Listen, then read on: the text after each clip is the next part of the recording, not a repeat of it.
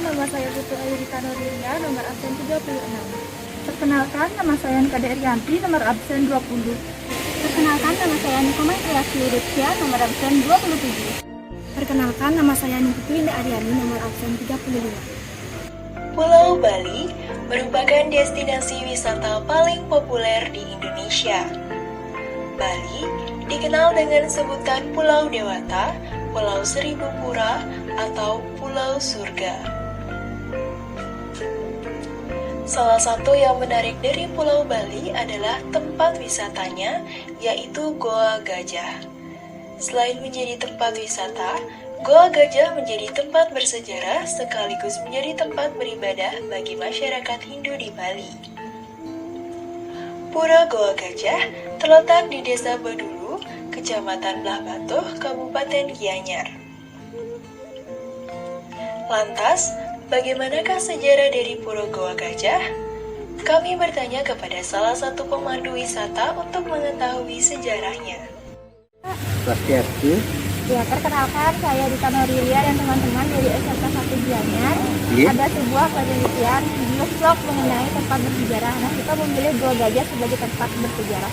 Kalau Bapak sendiri adalah bagian apa aja di Pura Gajah ini? Nama saya adalah I Nyoman Sudana. Saya di sini sebagai sekretaris kelompok sadar wisata Pura Goa Gajah. Bapak sudah berapa lama ada di Goa Gajah ini? Bekerja atau ngajak?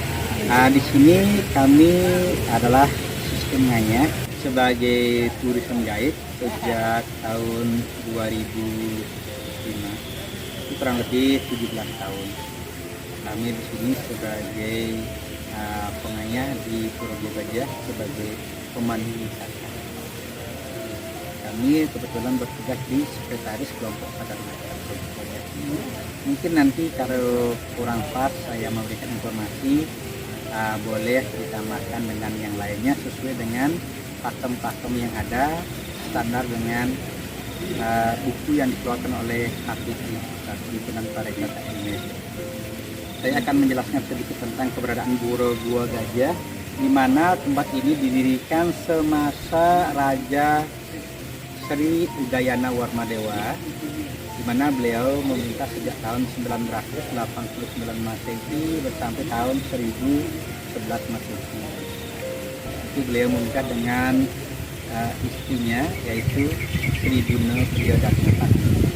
Beliau mendirikan Pura Goa Gajah, aslinya adalah tempat semedi atau tempat belajar. Pada saat itu, menurut prasasti Anak Badung, namanya Kincara Kinjapada, di mana arti Kincara itu adalah gajah. Kinja itu artinya sebuah gunung di Hindia Selatan, di mana di lereng gunung itu terdapat asrama yang didirikan oleh Resi Agastya. Pada itu artinya sama. Ini menyamai artinya asrama dari Resi Agastya di lereng Gunung Kinja di Hindia Selatan, tepatnya di kota Mysore. Itu pada abad ke-11. Itu terdapat dalam kitab suci Panak Badung. Kalau kitab suci Dawan namanya Ante Kincara Pada. Itu juga sama artinya. Akan tetapi tahunnya membedakan lagi sedikit. Tempat ini juga pernah diganti namanya setelah Bali ditaklukkan oleh Mojopahit pada tahun 1343. Tempat ini diganti namanya oleh Empu Prapanca. Dia tulis dalam kitab suci Negara Kartagama pada tahun 1365. Dia sebut dengan nama Luah Gajah. Luah itu artinya air, gajah itu besar karena dia menemukan sungai yang di bawah sana. Kenapa sekarang namanya Goa Gajah? Karena ini setelah penelitian dan penggalian oleh para arkeologi, asli penemuan kali pertama tempat ini pada tahun 1705 oleh Rumpius namanya, yaitu tulisannya Rumpius, nama aslinya adalah, bacanya adalah Rampius, tulisnya Rumpius. Itu pada tahun 1705 dia menemukan tempat ini. Sudah itu diajukan kepada pemerintah Hindia Belanda untuk dipromosikan, akan tetapi tidak tersambung dan tidak digubris oleh pemerintah Hindia Belanda. Tapi ini tempat ini baru digubris setelah diusulkan oleh Rudolf sama Nurhenkam pada tahun 1905. Dan tempat ini baru diteliti tahun 1923 oleh L.C. Hayting. Itu seorang peneliti dari Belanda dan tempat ini baru kali pertama dibongkar, direnovasi oleh Profesor Gregoris tahun 1925 sampai 27. Itu penggalian pertama kali. Akan tetapi yang kedua kalinya ditemukanlah di bawah selatan, di sebelah selatan Pura Gua Gajah, itu reruntuhan berupa stupa dari Pura Petapan atau areal Buddha pada tahun 1925 oleh seorang pelukis dari Jerman yang bernama Walter Spaes.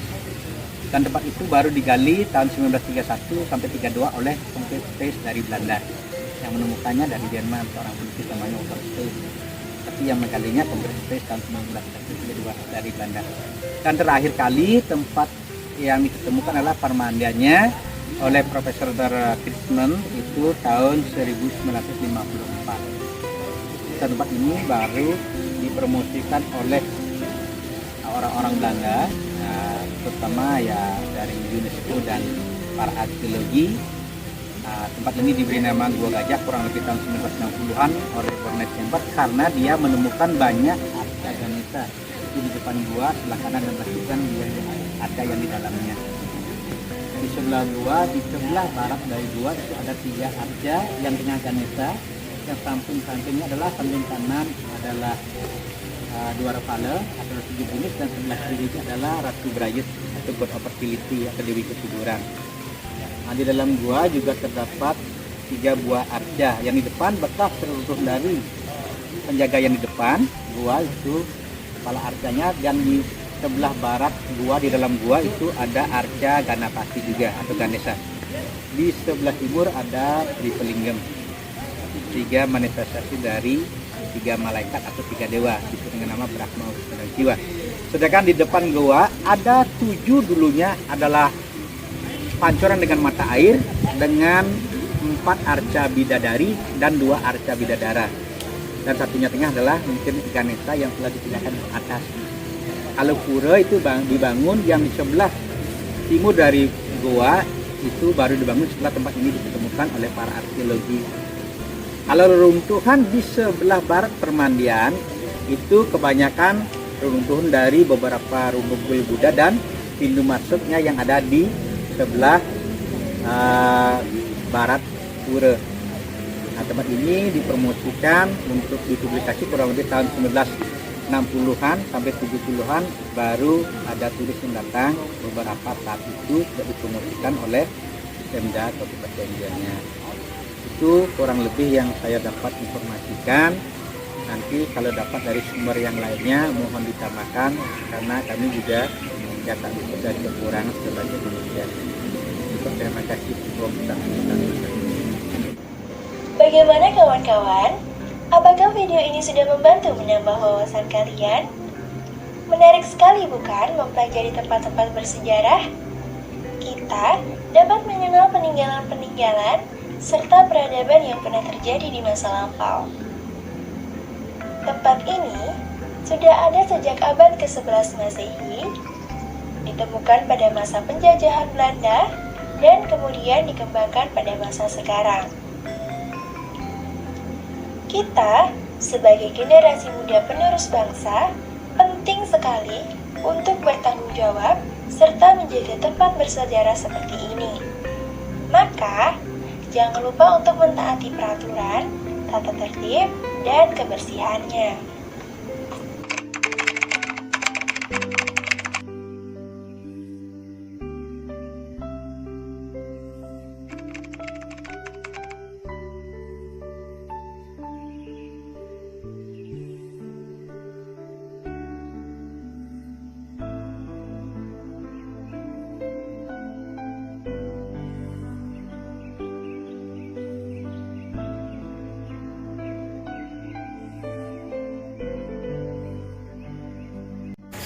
Baiklah, sekian dari video vlog kami. Semoga dapat menambah wawasan dan informasi. Dan kami akhiri dengan Parama Santi.